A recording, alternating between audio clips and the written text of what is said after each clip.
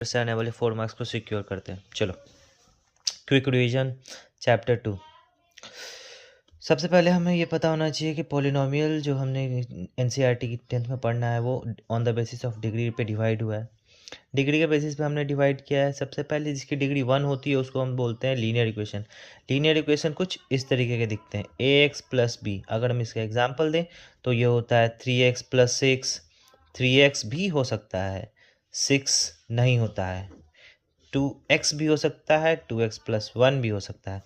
Linear equation का graph हमेशा जब भी बनेगा वो एक स्ट्रेट लाइन होगा। ये हमारा x एक्सिस, ये हमारा एज यूजुअल y एक्सिस, और इसके बीच में कहीं पे भी लाइन अगर बन गया तो ये हमारा लीनियर इक्वेशन का ग्राफ होगा। ठीक है, तो इससे हमें क्या पता चलता है कि लीनियर इक्वेशन में हमें स्ट्रेट लाइन का ग्राफ मिलता है। किसका ग्राफ मिलता है? स्ट्रेट लाइन का। Moving forward to the degree 2। अगर डिग्री 2 हुआ तो उसे हम लोग क्वाड्रेटिक पोलिनोमियल बोलते हैं। क्वाड्रेटिक पोलिनोमियल में हमारा ग्राफ कुछ इस तरीके से दिखता है।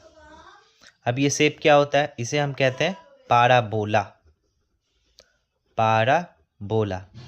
तो देखो, मोस्ट इम्पॉर्टेंट जो इस चीज़ में है वो ये है कि जब हमारा पाराबोला अपर साइड मुड़ा हुआ हो तो हमारा जो इक्वेशन होता है, standard equation ax square plus bx plus c, इसमें हमारा जो a का वैल्यू होता है जब पाराबोला अपवर्ड की तरफ मुड़ा हुआ हो तो हमारा a जो होता है वो 0 से बड़ा होता है।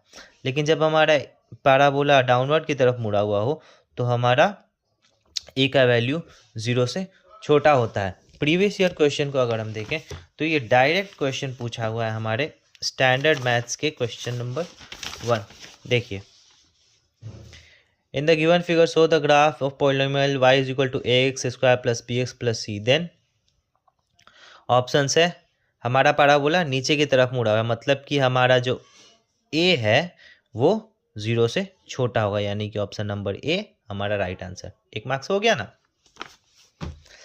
चलो आगे बढ़ते हैं। Moving forward, cubic polynomial. Cubic polynomial यानी कि इसकी डिग्री कितनी होगी? डिग्री होगी 3। ग्राफ कैसा होगा? तो इसमें हमारे पास एक कर्व लाइन मिलता है। ठीक है, डिग्री 3 और क्यूबिक पॉलिनोमियल में मिलेगा curve line, not straight line, not parabola, curve line. आगे बढ़ते हैं तो हमें पता चलता है zeros of polynomial. Zeros of polynomial क्या होता है? जीरोज ऑफ पॉलिनोमियल वो होता है जो हमारे किसी भी इक्वेशन को LHS और RHS को इक्वल कर दे या फिर ज़ीरो कर दे। जैसे कि अगर हम x का वैल्यू यहाँ पर क्या रखेंगे कि ये ज़ीरो हो जाए, x का वैल्यू हम ज़ीरो रखेंगे तो ये ज़ीरो हो जाएगा। तो ये हमारा ज़ीरो हो जाएगा इस इक्वेशन को। इसको हम लोग बोलेंगे कि zero is the zeros of equation 3x। ठीक है, क्वाड्रेटिक पॉलिनोमियल में जो ज़ीरोज होते हैं उन्हें हम अल्फ़ा और बीटा कहते हैं। अल्फ़ा और बीटा कुछ नहीं, बस वही वैल्यू है जिस पे हमारा ये equation ax square plus bx plus c equals to 0 हो जाए। क्यूबिक पॉलिनोमियल में भी सेम वैसे ही वर्क करता है। अब जब हम बात करते हैं रिलेशनशिप की, आगे बढ़ते हैं क्योंकि ये भी हमारा टॉपिक है जिसे हमें रिवाइज कर लेना है। फटाफट क्विकली रिवाइज करेंगे। सबसे पहले हमारे पास ये है sum of zeros. Sum of zeros का मतलब कि जो हमारा जीरो से अल्फा और बीटा उसको सम करेंगे तो वो माइनस बी बाई ए आएगा, जो कि हमारे coefficient of x minus coefficient of x divided by coefficient of x square के इक्वल होगा। यही हमारा रिलेशन है। Sum of zeros alpha plus beta is equal to minus b by a minus coefficient of x divided by coefficient of x square. यही हमारा relation है। तो ये हमें कंफ्यूज ना हो, मैं बता देता हूँ कोएफिशिएंट ऑफ एक्स क्या होता है। जो हमारा इक्वेशन है, इस इक्वेशन में एक्स स्क्वायर के बगल में क्या है? ए, तो ये हमारा एक्स स्क्वायर का कोएफिशिएंट हो गया। अगर हमारा ये इक्वेशन होता 3x स्क्वायर तो एक्स स्क्वायर के बगल में जो है वो हमारा कोएफिशिएंट होता है, यानी कि 3 हमारा कोएफिशिएंट ऑफ एक्स स्क्वायर है। अब यहाँ पे पूछा है कोएफिशिएंट ऑफ एक्स, तो हम इक्वेशन में देखेंगे एक्स कहाँ है, तो एक्स का कोएफिशिएंट होगा उसके बगल वाला नंबर यानी बी। तो यहाँ पे क्या लिखा? बी बाई ए। और उसी तरीके से होता है product of zeros alpha into beta जो होता है सी बाई ए। सी होता है हमारा कांस्टेंट। डायरेक्ट हमें अपने स्टैंडर्ड फॉर्म पे जाना है। हमारे जो क्वाड्रेटिक पॉलिनोमियल उसका स्टैंडर्ड फॉर्म भी हमें याद होना चाहिए, a x square plus b x plus c, ये हमारा स्टैंडर्ड फॉर्म है। ज़्यादातर क्वेश्चन तो इसी से सॉल्व हो जाएंगे। ठीक है, तो ये हो गया हमारा constant by coefficient of x square. आगे बढ़ते हैं।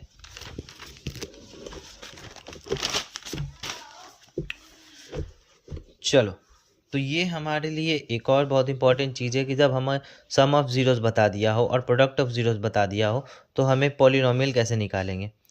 आगे पीछे मैंने मतलब पिछले साल के क्वेश्चंस में मैंने ऐसा भी क्वेश्चन देखा है। तो क्वेश्चन कुछ इस तरीके का था कि हमारे पास सम ऑफ ज़ीरोज़ दिया हुआ था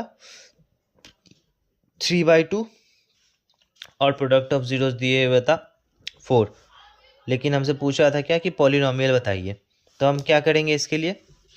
इसके लिए कुछ नहीं करना है, हमें बस ये रूल याद रखना है कि x square minus alpha plus beta x is equal two plus alpha multiplied by beta, यानी कि अल्फ़ा प्लस बीटा क्या है, यही तो होता है हमारा सम ऑफ ज़ीरोज़, जो कि हमारे पास 3/2 दिए हुए था क्वेश्चन में और प्रोडक्ट ऑफ ज़ीरोज़ था 4। तो बस हमें वैल्यूज़ पुट करनी है।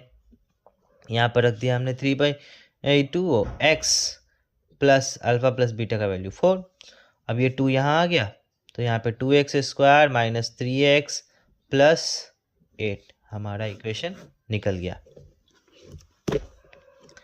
Next zeros of cubic polynomial की भी बात कर लेते हैं। जीरोज ऑफ क्यूबिक पॉलिनोमियल होंगे हमारे अल्फ़ा, बीटा और गामा। इसकी भी रिलेशन इसी तरीके से सॉल्व होती है, alpha plus beta plus gamma. अब सबसे पहले तो कुछ लोगों को ये बोलने नहीं आएगा कि इसको बोलते क्या है, तो ये है हमारा सम ऑफ ज़ीरोज़, ये है हमारा सम ऑफ प्रोडक्ट ऑफ ज़ीरोज़, और लास्ट जो है इसे हम बोलते हैं ओनली प्रोडक्ट ऑफ ज़ीरोज़। बस इतने में हमारा चैप्टर 2 का क्विक रिवीजन हो गया और हमने अपने 4 मार्क्स चैप्टर 2 के सिक्योर कर दिए। इन केस तुम्हारे मन में आ रहा हो कि सर मैंने तो बताया नहीं कि फिर ज़ीरोज़ कैसे निकालते हैं, तो भाई ज़ीरोज़ दो तरीके से निकालते हैं, एक प्राइम फैक्टराइजेशन मेथड से और दूसरा होता है डिस्क्रिमिनेंट बाय यूजिंग डिस्क्रिमिनेंट। ठीक है, तो ये हमें चैप्टर 4 में पढ़ना है, जिसका रिवीजन मैं करवाऊंगा और फैक्टराइजेशन मैं शॉर्ट्स में बता दूंगा। जाते जाते एक क्वेश्चन देख लेते हैं जो कि PYQ है, यानी प्रीवियस ईयर क्वेश्चन है बेसिक का, क्योंकि मुझे अच्छा लगा, मैं चाहता था कि आप लोगों के साथ बना लूँ। तो चलो देखते हैं। क्वेश्चन है कि ये हमारा इक्वेशन है 4x square plus 4x minus m, जिसकी 1 0 यानी कि अल्फ़ा दी हुई है, तुमसे बीटा पूछ रहा है। ठीक है, तो करने का तो दिमाग तो ये भी लग सकता है ना कि हम पहले अल्फ़ा का पुट करें, फिर हम अपना इक्वेशन निकालें, उसके बाद फिर m का वैल्यू पुट करें, उसके बाद फिर फैक्टराइज करें, तब जाके निकालें। लेकिन ये एक्चुअली में 1 मार्क्स का क्वेश्चन था जो कि मल्टीपल चॉइस था। तो इसको हम कैसे बनाएंगे, वही छोटा दिमाग लगा के। Alpha plus beta equals to क्या होता है, मैंने अभी भी बताया, ये होता है -b/a। तो हमको b का तो वैल्यू पता है ना, अगर हम इसको ax square plus bx plus c से कंपेयर करें तो हमारा b क्या है 4, तो यहाँ पे -4 हो जाएगा। a क्या है, वो भी 4 है, और अल्फ़ा मुझे पता है कि 3/2 है, मुझे क्या चाहिए, अपना बीटा निकालना है। तो बस इसे सॉल्व करना है, ये कट गया, इसको -1 रखो, बीटा इज इक्वल टू क्या होगा, -1 माइनस 3/2। एलसीएम निकाला, 2 यहाँ पे आ गया हमारे पास -2 माइनस 3 इज इक्वल्स टू -5/2। ये हो गया सॉल्व, आंसर आ गया भाई। सब्सक्राइब करें, फॉलो करें, सब्सक्राइब करें, लाइक करें for more videos. Thank you.